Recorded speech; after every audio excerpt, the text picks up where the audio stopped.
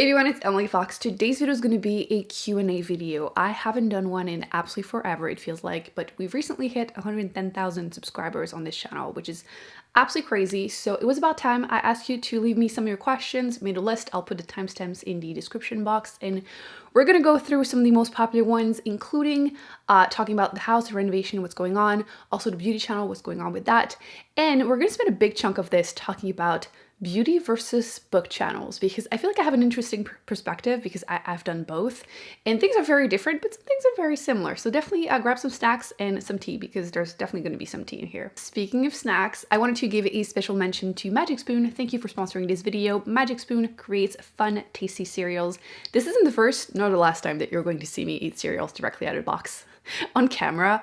I just feel like there's such a fun, flavorful thing to eat while you're reading. It doesn't get my books dirty, so I feel like it's the best of both worlds. Obviously, they're also tasty with milk, but I am no shame someone that will eat them directly from the box. The variety pack comes with 4 flavors: cocoa, fruity, frosted, and peanut butter. Not gonna lie, I thought that peanut butter or cocoa were going to win because there's just such safe flavors for me, but turns out that I think frosted is the best one, a little bit to my surprise.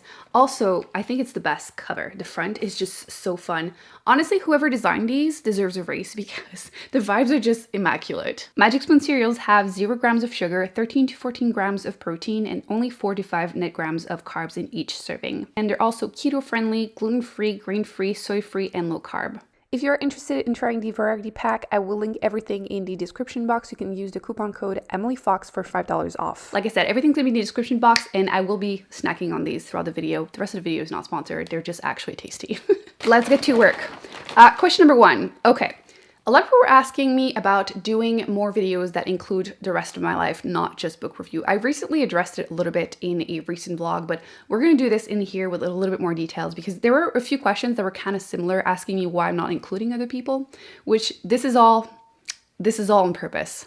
So I mentioned recently that I bought this house almost 3 years ago. It was just before the panini, and then I dealt with a lot of health issues, and I also had like an awkward-ish breakup at the time, so I didn't really want to go into details at the time, so I kind of just avoided the whole topic, and I never really got a chance to renovate or decorate my house because of all of these things. So we're finally doing this, which brings us to the library, which is why I've been having this background, because I'm currently redoing my bedroom. My main bedroom is now turning into a library, which I have no issues with that. That is just the perfect way of using your bedroom. And this is going to be my actual bedroom now, which we're gonna come back to that in a second. But the reason I wasn't including vlog bits was mainly because my house was completely empty for a while, because I wasn't planning on buying a house. It just happened pretty suddenly.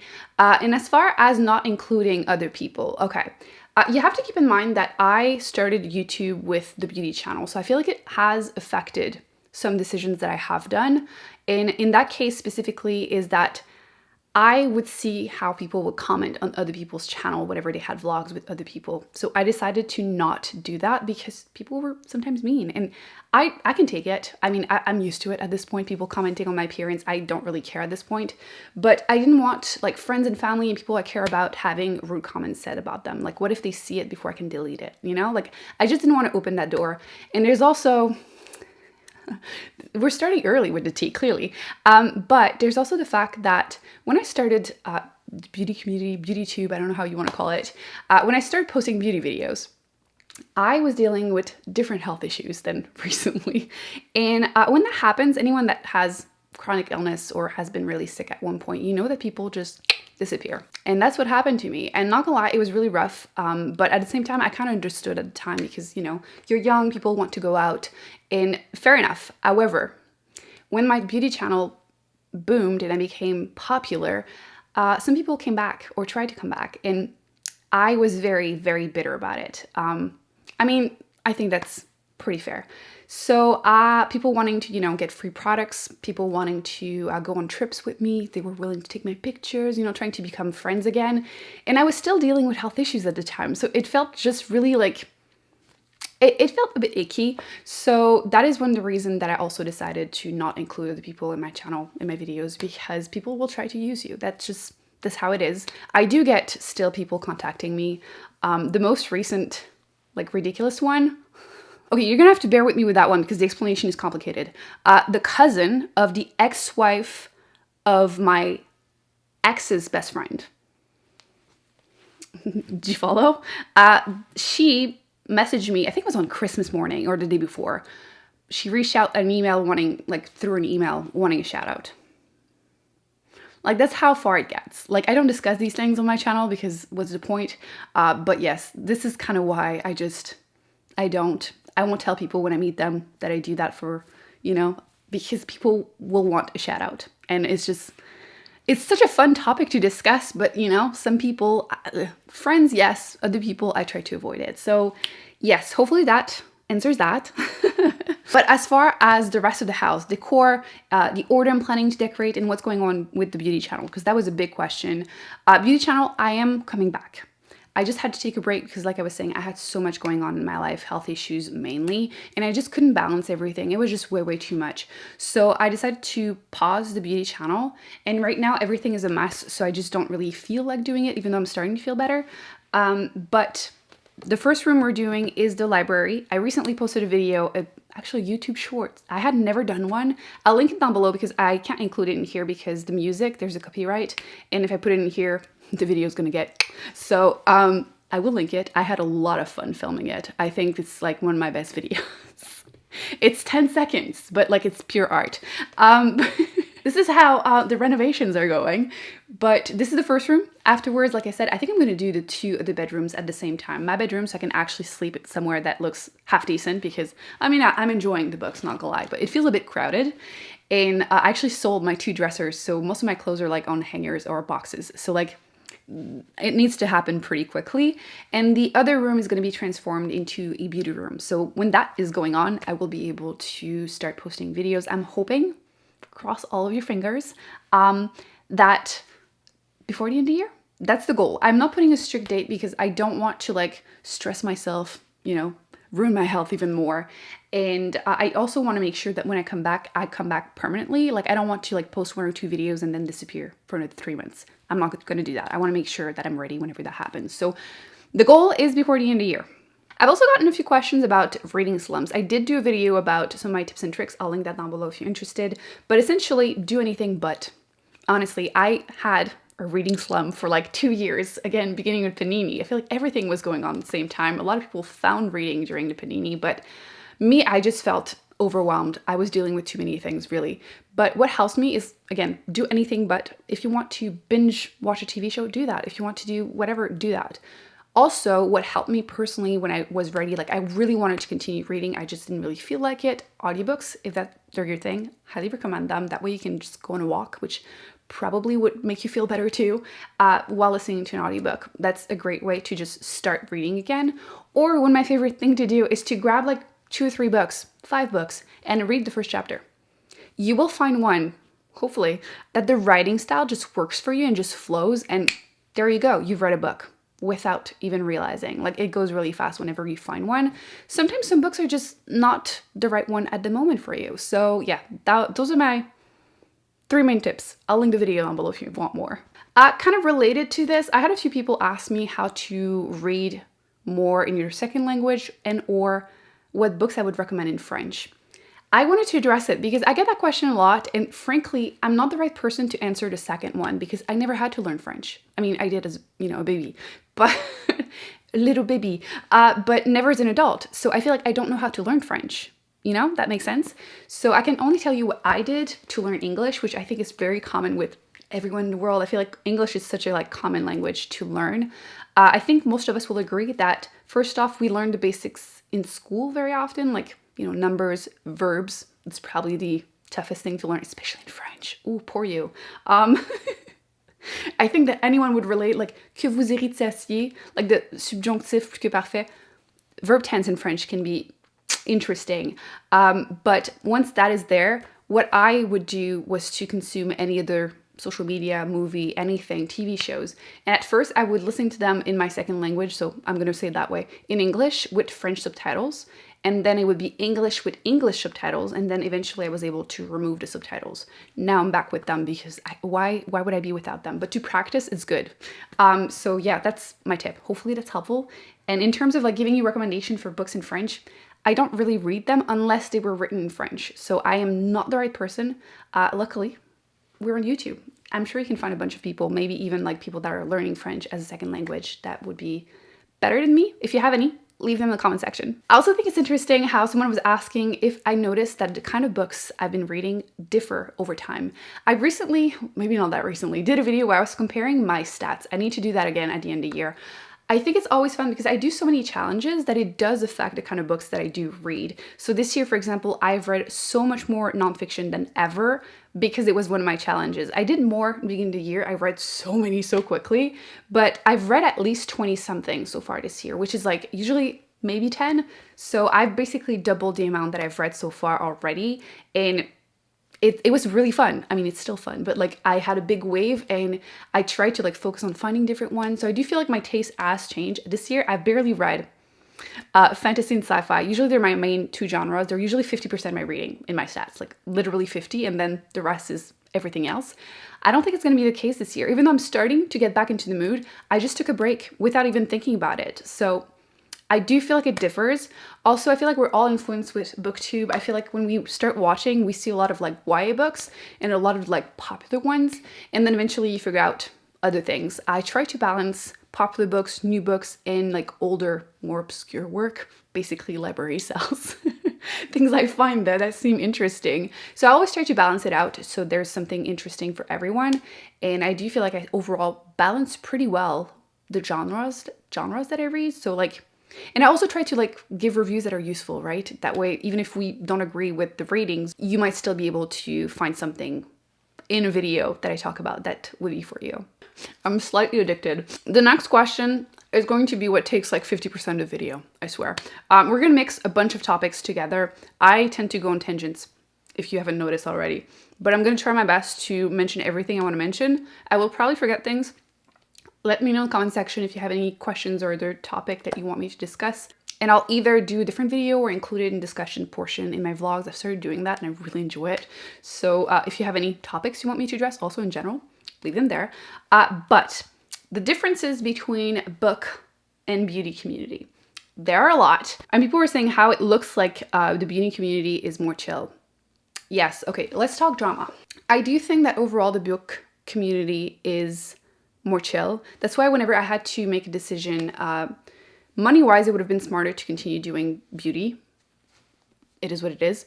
But I just could not do everything, and beauty channel does demand a lot more.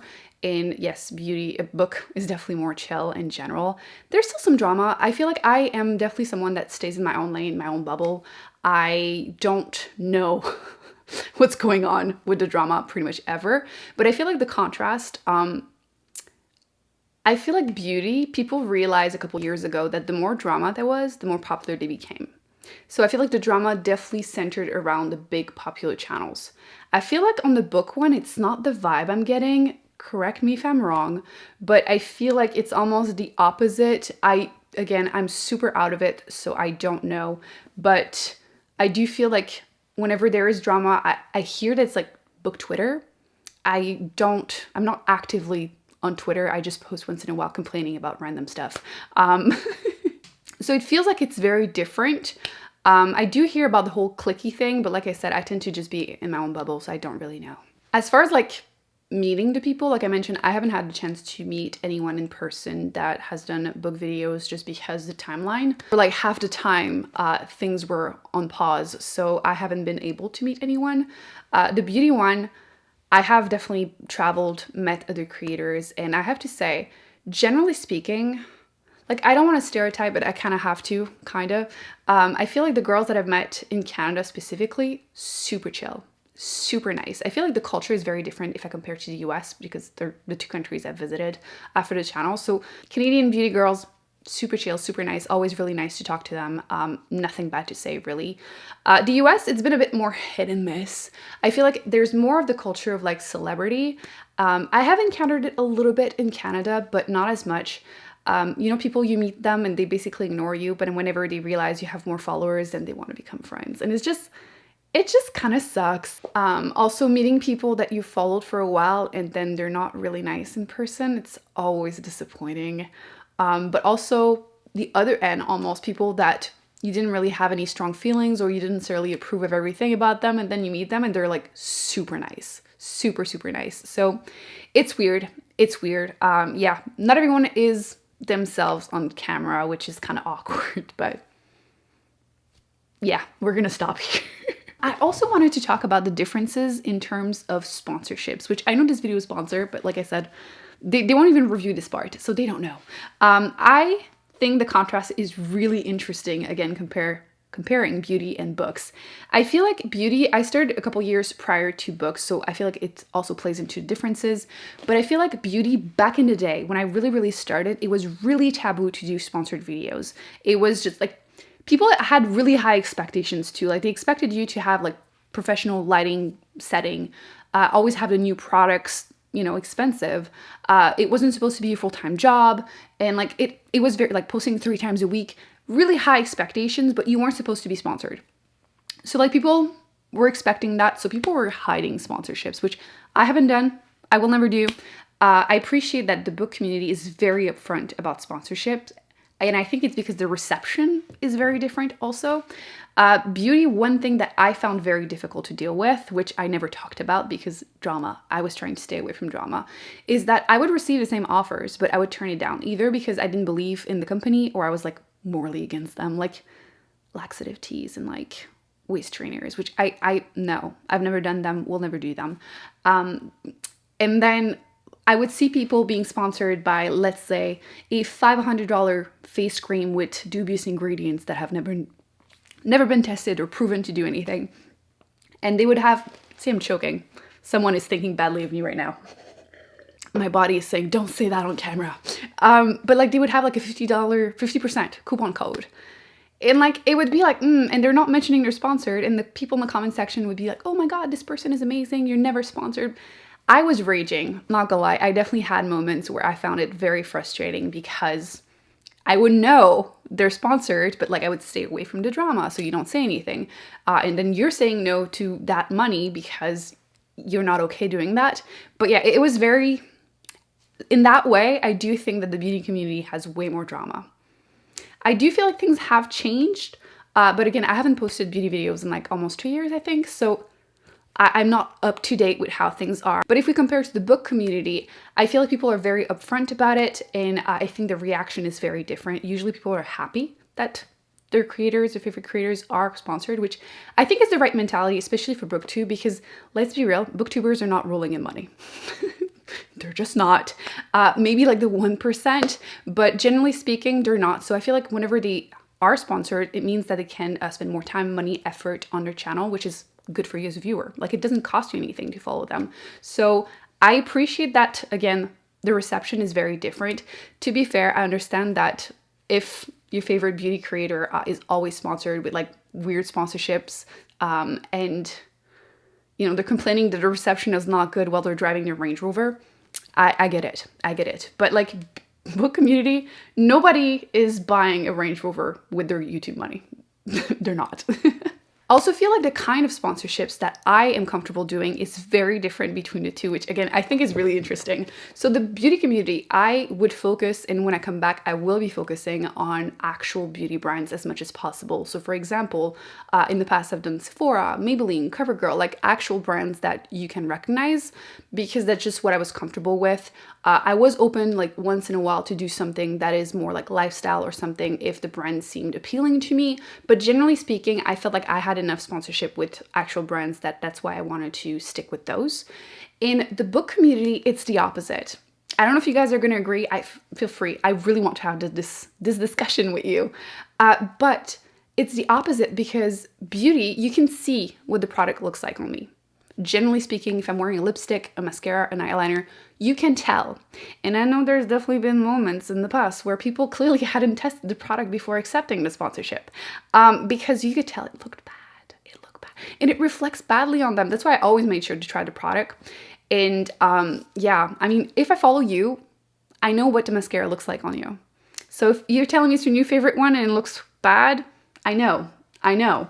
So I was always very careful with these things. I also only worked with companies that were understanding that I wasn't going to always 100% rave about them. I have 100%, not going to name names, but I have 100% received an email from a brand being like, oh, we loved your videos. We want to collab with you. And their first email also mentioned, Have you ever said anything negative about us? So I told them I wasn't interested, and I have never worked with that company ever. So yeah, I think it's just ridiculous. Like, I'm not gonna love every single product from a brand. It just doesn't make sense. And like on the other side, some brands are super understanding. Like, yeah, mention what works, what didn't work, as long, you know, as it's balanced and makes sense. I feel like books, it is so much more tricky to be sponsored for a book, because let's say right now I have this book, did not like it, so it's even funnier. But let's say I wanted to be sponsored for this book. You can't tell if I like it or not. You can't tell. Like, even if I can think of like the most outlandish book recommendation I could give, like a Amish romance book, you wouldn't know. You wouldn't know. Obviously it would look weird. You wouldn't necessarily believe me, but like I could have loved it. There's no way to really tell. So that's one of the reasons that I'm kind of iffy about, not because of that, but like I had heard that some publishing companies weren't necessarily open to you saying anything negative, like a 3-star was bad and like didn't want you to post it kind of thing or pay you. So I just don't want to do it. I just don't want to do it. Obviously, if it, like, I don't know, Becky Chambers called me personally and wants to pay me to read her book, fine, I'll do it. I'll sacrifice myself. I'll do it. But like, generally speaking, like authors that message me, stop messaging me. Please stop messaging me. You don't want me to read your book. If you've watched any of my reviews, you do not want me to read your book. I don't want to receive money to be harsh. I am harsh. But like, if I love your book, I'll rave about it. But like, I don't think it's worth it for a self-published author. Please don't do it. Specifically, sometimes maybe I'm open to specific reviews. But generally speaking, the most I would do with the publishing company would be like a shout out. For example, if this book had not been out, do you have something else? Let's say Brandon Sanderson is coming out with this book and their publisher wants me to give a shout out and mention that it's coming out.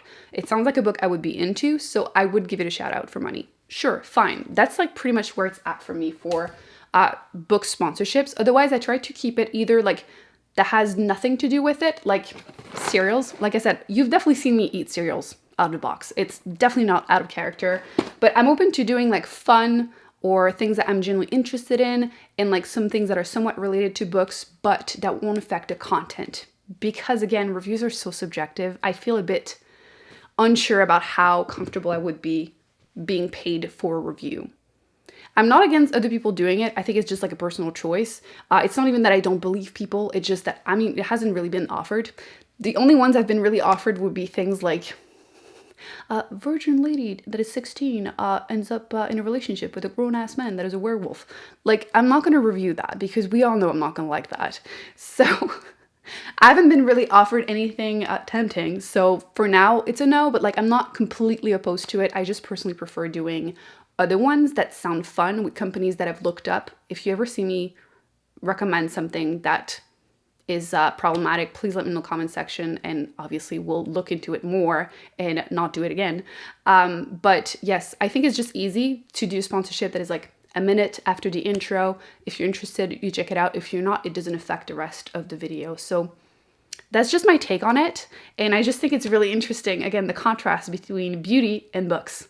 What do you think? I have probably forgotten things I wanted to say on that topic, so I might come back to like a little part 2 like I was saying in a future vlog. But if you have anything more that you would like to know, again, let me know. But it's fun. It's a really fun topic that I don't get to really talk about, but experiencing boat communities, definitely completely different. I've definitely received a few questions and comments in general asking me, how do I do everything? I don't know. I don't have a magic way of balancing everything. To you, it might look like I have my things together, that I'm doing everything well. No, I definitely have that little panicky moment very often. I feel like I'm always dropping balls all the time. But I feel like from the outside, it always looks like that, always, for everyone. So I try to make lists. I'm definitely a list person. Also, someone else asked me if I'm like a spontaneous person or go with the flow. I am not a go with the flow person. I am not. Spontaneous trip with some friends, maybe. But like generally speaking, no. Warn me a week in advance. We'll plan things. I like a good plan. So not a go with the flow. Do I really look like a go with the flow? I don't think so. How do I deal with problematic authors, their work, and the fandom? Honestly, do I do it well? I don't know. I try to avoid it. I feel like there's always Again, I think that goes into the whole like Twitter drama. I don't keep up with it enough. I do really try. I think we can give me that credit. I do really try. I've also been trying to consistently remove problematic authors from my shelf. I feel like as a creator, I do have that responsibility to not even advertise them, like not even mention them as much as possible, because it's still giving them that platform, you know, giving them a shout out to thousands of people. So I try not to do that. I had a shelf, now I don't have a shelf, but I had a shelf with like authors that I had heard like problematic scenes and everything in there, to give them a chance before I remove them, to see if I do think that to see if they handled certain things badly or not, like what my opinion was. But I had them on the shelf so I could remember. But generally I try to clean up my things. Like for example, I have Ender's Games somewhere. I was planning on removing it. The only reason I hadn't was because I read it before Booktube actually, and I didn't like it. And I didn't know anything about the author at the time. It's just that I was planning on doing a video reviewing a bunch of classic sci-fi, so I wanted to have it so I would have quotes. It hasn't happened yet, and I feel like I probably could just save quotes from online, but I don't know what I'm going to do. But I'm not planning on keeping it forever, you know? There's a few authors like that, but generally speaking, like I said, I do try to avoid problematic authors. I don't think their fandom is worth it. I've definitely experienced it on Goodreads. Goodreads is very interesting. I feel like I don't get much problematic comments or rude comments on YouTube. Goodreads though, oh yeah, oh yeah. Updates on my jaw surgery. It's been 3.5 years, and I would say I'm like 98% back to normal. I just got my Invisalign completely removed. It took forever. So I feel like my teeth are still a bit weird because of that. But like nerve damage, because it's very common, none. I can feel on my face, which I was really lucky. My surgeon was amazing. I didn't even have bruises. Usually people are swollen, like yellow. No yellow for me, just the swollen look. Do you want to see a picture? I look like one of those dogs that ate a bee for months. But yes, I would say I feel 97% of my face. The only spot that is a bit not 100% is like the top behind my front teeth. I still feel it, but it just feels a bit weird. Like when I go to dentist, but I still feel it. So yeah, that's the only thing, which I was super lucky. I mean, my jaws did like, and so like something was bound to happen, but no, I'm good. Definitely took very long. I had been warned, but I still wasn't ready. Are you bored with Snow Globe Emily? A lot of people were worrying about Snow Globe Emily. She's fine. She's fine. She's currently chilling in my living room. And I need to find a little bat, like Halloween costume for her. And once I have it, she will come back in the background, maybe here or probably in the library. So she's fine. She's fine. I know everyone prefers her over me, but she's fine. She's, like I said, chilling in the living room. She's doing okay. Can't tell who's the favorite here. Okay, last one. Someone asking me about recommendations for beginner-friendly sci-fi. I did a bunch of videos about sci-fi like that, like beginner-friendly guides. I need to do the same with fantasy, although I feel like I want to read more. I always feel like that before I do a video. I feel like more recommendation before I rush and do it. I'll link down below. I think I have a whole playlist, but I've definitely done some in the past, and I feel like it's going to be more helpful than me naming some right now, because I base them, a lot of them, as like, if you like this, try that, which one of my favorite way of recommending books, because if you like YA romance, try this one. If you like mystery, try this one. But I think that a really safe bet, everyone's going to be shocked, but what I'm recommending Becky Chambers. The Long Way to Small Angry Planet is probably one of the best hard sci-fi that isn't hard, you know? Like, it's very beginner friendly. It's even friendly to people that read a lot of YA books, but it's definitely adult. So like, it's just a staple recommendation for me. I'm gonna go back to eating snacks while reading books, because I'm currently reading Wrong Place, Wrong Time, and I've only read the first chapter and I'm already into it. I hope you enjoyed this chit chat video. Again, let me know in the comment section if you have any other questions and or topics you want me to discuss, because I'm definitely into it. Thumbs up, subscribes. I will be putting more videos on the screen that I recommend you check out, including the beginner friendly sci-fi book. That way you can just click it right there, and I will see you in an upcoming video very soon. Bye.